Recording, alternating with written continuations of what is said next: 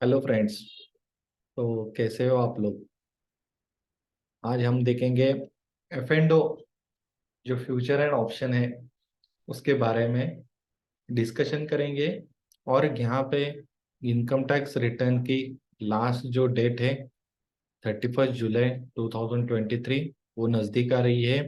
अभी सिर्फ एक महीना बाकी है। अगर आपने रिटर्न नहीं भरे तो रिटर्न भर लीजिए। और अगर आप रिटर्न भर रहे हो और आपको कुछ प्रॉब्लम आ रही है तो मुझे कमेंट कीजिए, मैं उसका सॉल्यूशन देने की कोशिश करूंगा।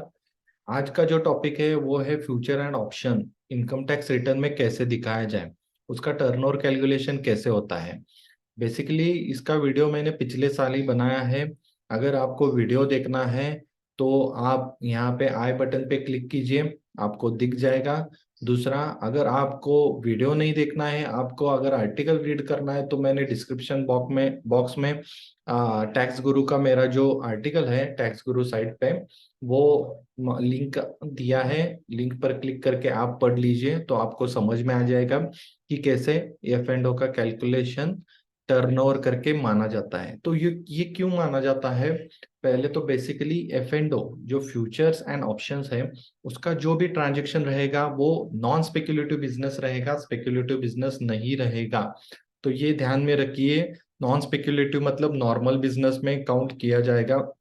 सिर्फ इंट्राडे बिजनेस जो है, जो शेयर्स का इंट्राडे है, फ्यूचर ऑप्शंस का भी नहीं है, शेयर्स का इंट्राडे जो है उसे सिर्फ स्पेक्युलेटिव बिजनेस में माना जाएगा। तो इसका पूरा डिटेल मैंने उस वीडियो में बताया है और मेरे आर्टिकल में भी लिखा है। अगर आपको कोई प्रॉब्लम आ रही है तो मुझे कमेंट कीजिए और मैं उस पर आंसर दे दूंगा। तो ये वीडियो बनाने का पहला मकसद ये है कि मुझे बहुत जनों की क्यूरीज आ रही थी कि एफ एंड ओ का टर्नओवर कैलकुलेशन तो आपने बता दिया सर, लेकिन वो क्या करना है उसका और वो कहाँ पे शो करना है। अगर प्रॉफिट आया तो क्या होगा, लॉस आया तो क्या होगा, किससे सेट ऑफ मिलेगा, किससे कैरी फॉरवर्ड होगा। तो ये सारे चीजें जो है वो मैं आज बताने वाला हूँ। तो पहले स्टेप बाय स्टेप शुरू करते हैं। पहले तो फ्यूचर एंड ऑप्शन का जो भी टर्नओवर रहेगा वो टर्नओवर के हिसाब से निकाला जाएगा। अगर आपका टर्नओवर वहां पे ऐसे दिख रहा है कि आपने सेल परचेस किया है और उसका टर्नओवर पूरा अगर साल का निकाला जाए वो 5 करोड़ 10 करोड़ के ऊपर जा रहा है तो वो टर्नओवर नहीं माना जाता। टर्नओवर का एक अलग सा डेफिनेशन होता है। जो भी आपका प्रॉफिट रहेगा या लॉस रहेगा वो आपका एडिशन होगा, और जो पूरे ईयर का एडिशन होगा उसे टर्नओवर माना जाएगा। ये फ्यूचर केस में। ऑप्शन केस में कैसे रहेगा, अगर आपका प्रॉफिट रहेगा तो सिर्फ प्रॉफिट वैल्यू, और अगर आपका लॉस रहेगा तो आपकी प्रीमियम वैल्यू जो भी आपने बाइंग की है वो दोनों का एडिशन करके जो भी टर्नओवर आएगा उसे टर्नओवर माना जाएगा।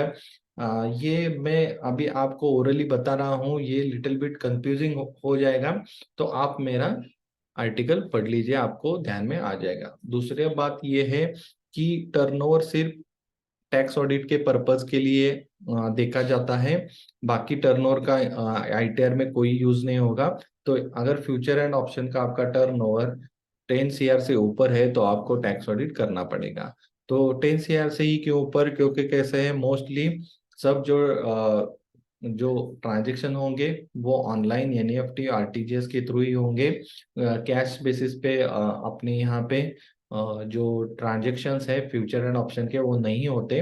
तो इसीलिए टर्नओवर 10 CR माना जाएगा। अगर आपका टर्नओवर 10 CR से या 1 CR से कम है तो आपको ऑडिट करने की जरूरत नहीं है। सिर्फ आपको जो भी प्रॉफिट है वो डायरेक्टली आपको नॉर्मल बिजनेस में दिखाना है कि मेरा इतना इतना प्रॉफिट हो गया है after after all expenses like commission STT. वो कमीशन डिडक्ट करने के बाद, एसटीटी डिडक्ट करने के बाद आपका जो भी प्रॉफिट आता है फ्यूचर एंड ऑप्शन में वो आपको डायरेक्टली शो करना है रिटर्न्स में। और टर्नओवर का कोई भी यहाँ पे दिखाना नहीं है। इंट्राडे का भी वैसे है। इंट्राडे को आपको डायरेक्टली दिखाना है इंट्राडे का लॉस या प्रॉफिट।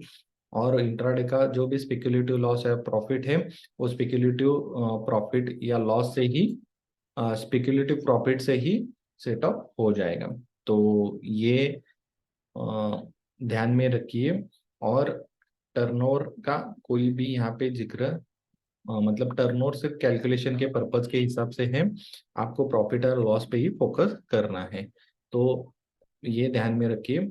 और अगर आपको कोई दिक्कत आ रही है फ्यूचर एंड ऑप्शन के जो जो भी ट्रांजैक्शन है उसके लिए, तो मुझे कॉल कीजिए या मुझे कमेंट कीजिए। Thank you very much.